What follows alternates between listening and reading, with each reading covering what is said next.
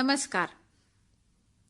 कौटुंबिक हिंसाचारापासून महिलांचे संरक्षण अधिनियम 2005 याबद्दल थोडक्यात माहिती. जिच्या हाती पाळण्याची दोरी ती जग उद्धारी अशी एक म्हण आहे.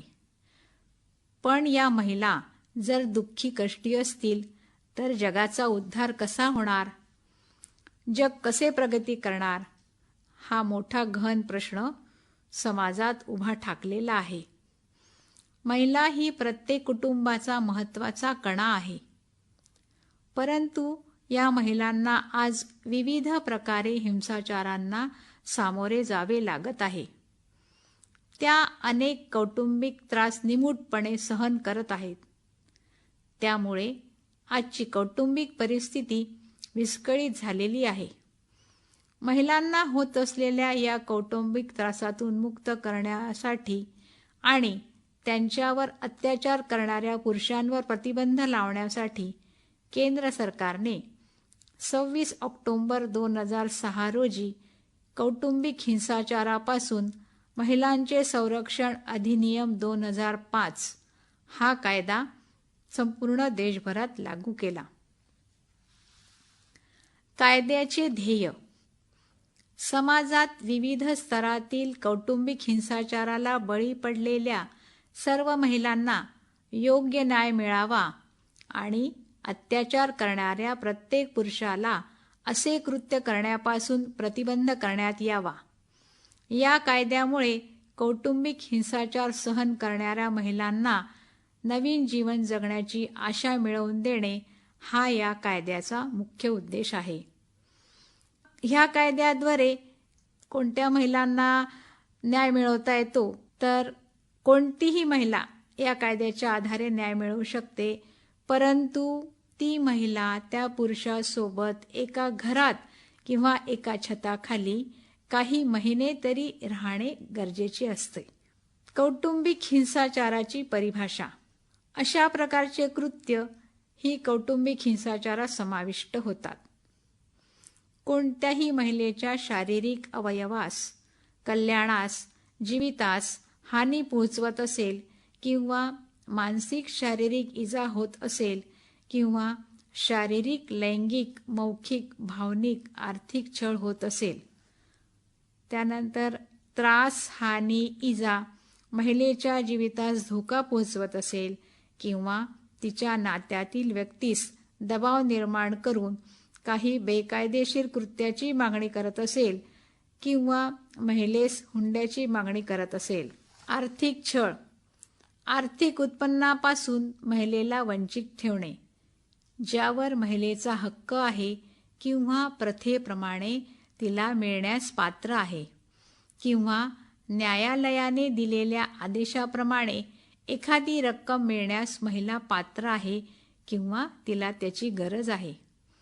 कोणतीही मालमत्ता किंवा शेअर अथवा बॉन्ड ज्यात महिलेचा हिस्सा आहे अशा स्वरूपाची मालमत्ता किंवा घरगुती संबंधांनी लाभास पात्र असलेली वस्तू, महिलेचे स्त्रीधन या बाबी समाविष्ट आहेत.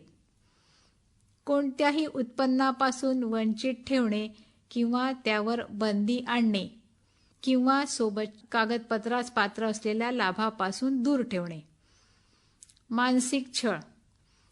महिलेला तिच्या माहेरून हुंडा आणण्यास सतत मागणी करणे, मूल होत नाही, मुलीच होतात म्हणून त्रास देणे व पतीने दुसरे लग्न करणे, तिचा छळ करणे, घरातून बाहेरून हाकलून देणे, महिलेच्या मुलांना तसेच महिलेला चांगली वागणूक न देणे इत्यादी. लग्नानंतर महिला आपल्या पती आणि त्याच्या कुटुंबियासोबत एकाच घरात राहत असून सुद्धा तिला त्या घरात राहण्यास नकार देणे. या सर्व कौटुंबिक हिंसाचाराविरुद्ध महिला पोलीस अधिकारी, संरक्षण अधिकारी, सेवा देणाऱ्या पंजीकृत संस्था आणि न्यायदंडाधिकारी यांच्याकडे अर्ज किंवा तक्रार नोंदवू शकतात. संरक्षण अधिकारी यांची अर्हता आणि अनुभव. राज्य सरकारकडून नेमणूक करण्यात आलेले संरक्षण अधिकारी हे सरकारी किंवा बिगर सरकारी संस्थेचे सदस्य असू शकतात. महिला या पदाकरता पहिली पसंती राहतील.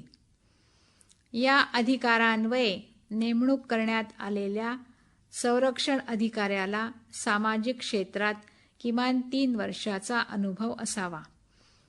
संरक्षण अधिकाऱ्याचा कालावधी हा कमीत कमी 3 वर्षाचा असेल. राज्य सरकार संरक्षण अधिकाऱ्यास तिच्या किंवा त्याच्या कार्याच्या कर्तव्यपूर्तीसाठी आवश्यक कार्यालयीन सहाय्य देईल. संरक्षण अधिकाऱ्यास माहिती देणे. कोणतीही व्यक्ती जिला कौटुंबिक हिंसाचार घडला आहे असा विश्वास आहे किंवा घडणार आहे किंवा घडण्याची शक्यता आहे, ती व्यक्ती संबंधित क्षेत्राच्या संरक्षण अधिकाऱ्याकडे यासंबंधी माहिती देऊ शकते.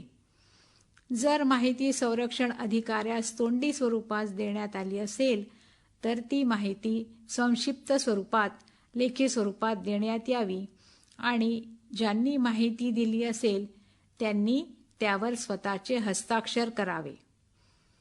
जर माहितीगार लेखी स्वरूपात माहिती देण्याच्या स्थितीत नसेल तर संरक्षण अधिकाऱ्याने माहिती देणाऱ्या व्यक्तीच्या ओळखीची नोंद स्वतःच्या दप्तरी ठेवावी. संरक्षण अधिकाऱ्याने माहिती देणाऱ्या व्यक्तीकडून माहिती स्वतःकडे नोंदवल्यावर त्याची प्रत माहितीगारास मोफत द्यावी. एखाद्या महिलेने दिलेल्या संपूर्ण तक्रारीचा अहवाल योग्य ती तपासणी आणि परीक्षण करून संरक्षण अधिकाऱ्यांनी न्यायदंडाधिकारी यांना विहित मुदतीत द्यावा. कौटुंबिक हिंसाचारापासून महिलांचे संरक्षण अधिनियम 2005 अन्वये पीडित महिलेला या प्रकारे मदत मिळू शकते. आर्थिक मदत.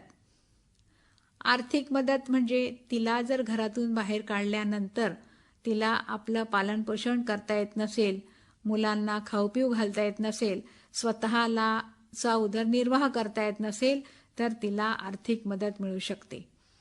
निवासी आदेश. निवासी आदेश म्हणजे तिला जर घरातून बाहेर काढून दिलं असेल, तिला राहायला जागाच मिळत नसेल, ती बेवारससारखी राहत असेल तर तिला निवासी आदेश हा मिळू शकतो. कौटुंबिक संरक्षणाचा आदेश. कौटुंबिक संरक्षण म्हणजे तिला व तिच्या मुलाबाळांच्या जीवितास कधी धोका होऊ शकतो, त्यांचं सुरक्षितताही त्यांना मिळत नाही, तेव्हा त्यांना कौटुंबिक संरक्षणाचा आदेश पण याद्वारे मिळू शकतो. नुकसान भरपाईचा आदेश. नुकसान भरपाई म्हणजे ती काही एखादं कामकाज करत असेल, ते तिला बंद करावं लागलं, मुलांचे शिक्षण बंद करावे लागले, एखादा व्यवसाय बंद करावा लागला, त्यामुळे तिची जी महिन्याची कमाई असेल ती तिला होऊ शकत नसेल, तिचा महिन्याचं नुकसान होत असेल, आर्थिक नुकसान भरपूर होत असेल, ती सगळी नुकसान भरपाई किंवा तिच्या वेगळ्या प्रकारे तिच्या घरातल्या वस्तूंचा काही त्याच्यामध्ये तुटले असतील तर त्या नुकसान भरपाईच्या आदेशामध्ये तुम्ही सगळे घेऊ शकता. मुलांच्या उदरनिर्वाहाचा आदेश. आता मुलं म्हटलं की पती आणि पत्नी ह्या दोघांचाही अधिकार असतो. पालनपोषणामध्ये आई वडील दोघांचाही त्याच्यामध्ये सहभाग असतो. जर वडिलांनी मुलांना आईला बाहेर काढलं असेल तर मुलांचा उदरनिर्वाह, त्यांच्या शाळेचा खर्च, त्यांचा सगळा वैद्यकीय खर्च जो काही असेल तो सगळा या कायद्याद्वारे तुम्हाला बाईला मिळू शकतो. स्त्रीधन परत मिळण्याचा आदेश आणि तिच्या वस्तू परत मिळण्याचा आदेश. यामध्ये लग्नाच्या वेळी भारतीय लग्न पद्धतीमध्ये महिलेला तिच्या माहेरून काही वस्तू किंवा सोनं काही दिलं जातं. आता जेव्हा घरातून तिला बाहेर काढून टाकतात त्यावेळेस ती भीतीपोटी घर सोडावं लागतं, तेव्हा तिच्या वस्तू त्या घरातच राहिलेल्या असतात. त्याच्यामध्ये बऱ्याच वस्तू असतात, फक्त सोनं चांदी हे नव्हेच, किंवा तिचे महत्त्वाचे डॉक्युमेंट्स असतात. ह्या सर्व वस्तूसुद्धा तिला या कायद्यांच्या मदतीने परत मिळू शकतात. वैद्यकीय सहाय्याचा आदेश. तिला ह्या दरम्यान काही त्रास झाला असेल, तिला बाहेर काढल्यानंतर तिला मारहाण केली असेल, तिला अजून काही त्यामध्ये रोग उद्भवला असेल, तर त्या सगळ्याचा वैद्यकीय सहाय्य सुद्धा तिला या कायद्याद्वारे मिळू शकतं. आता ही महिला कुठली असावी, तर ह्या कुठल्याही धर्माच्या महिलेला ह्या कायद्याद्वारे आपली सहाय्य मिळू शकतं. हा कायदा सगळ्या धर्माच्या महिलांना लागू होतो. आता याचं अधिकार क्षेत्र कुठलं, कुठल्या कुठल्या ठिकाणी हा कौटुंबिक हिंसाचाराचा केस तुम्हाला दाखल करता येते. यात नमूद सगळ्या कायदेशीर तक्रारी या जिथे कौटुंबिक हिंसाचाराची घटना घडली आहे किंवा जिथे महिलेचे माहेर आहे तेथे, किंवा महिला सध्या ज्या ठिकाणी नोकरी करत आहे किंवा व्यवसाय करत आहे किंवा तात्पुरत्या स्वरूपात राहत आहे ते ठिकाणी असू शकते, किंवा नवरा तिचा ज्या ठिकाणी नोकरीच्या निमित्ताने एखाद्या गावाला असेल त्या गावी हा हिंसाचार झाला असेल तिथे सुद्धा ती आपली केस दाखल करू शकते. आता केस दाखल करत असताना काय होतं की एखाद्या महिलेला त्रास होतो आणि तो त्रास काही पूर्वनियोजित नसतो. कधीतरी अघटित काही घटना घडत जातात आणि ती ह्या हिंसाचाराला बळी पडते. या हिंसाचारामध्ये मग काय होतं की ती काही दक्षता घ्यायच्या ह्या तिच्या राहून जातात. त्या सर्वसामान्य महिलांनी घ्याव्या असं मला वाटतं. की कौटुंबिक हिंसाचार हा कधी होईल, केव्हा होईल, कशा प्रकारे होईल हे काही सांगता येत नाही. तेव्हा कौटुंबिक हिंसाचार होत आहे असं थोडंसंही जर लक्षात येत असेल तर त्या महिलेने ही बाब आपल्या नातलगांजवळ बोलावी, त्याच्यातून काही मार्ग काढावा, त्याच्यातून काही मदत तिला मिळू शकते का बघावी. जर जास्तच त्रास असेल तर जवळच्या पोलीस स्टेशनमध्ये एखादी लेखी तक्रार सुद्धा देऊन ठेवावी, जेणेकरून समोर जर केस दाखल करायची असेल तर ह्या तक्रारीचा खूप मोठा फायदा होतो. तसेच महिलेच्या मुलांची कागदपत्रे बरेच प्रत हे ठेवणे हे गरजेचे आहे. बरेचदा असं लक्षात येतं की केस दाखल करायच्या वेळी महिलेंना आपण तिचे कागदपत्र मागतो. तिच्या काही वैद्यकीय तपासणीची कागदपत्र असतात, पूर्वी झालेल्या काही तिच्या त्रासाची कागदपत्र असतात, तिला लग्नामध्ये दिलेले जे काही भेटवस्तू आहे, भांडे कुंडे आहे, सोनं नाणं आहे, यांची बिलं ही सुद्धा महिलेच्या आईवडिलांनी किंवा महिलेने ठेवले आहे की नाही हे बरोबर ठेवणे खूप गरजेचे आहे. कारण प्रकरणाच्या वेळी हे सगळे प्रती याचं खूप महत्त्व आहे आणि याची खूप मोठी मदत होते.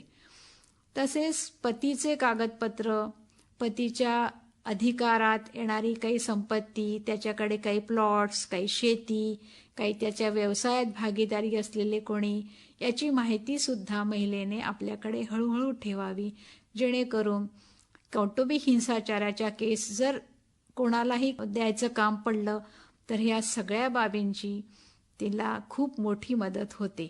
धन्यवाद.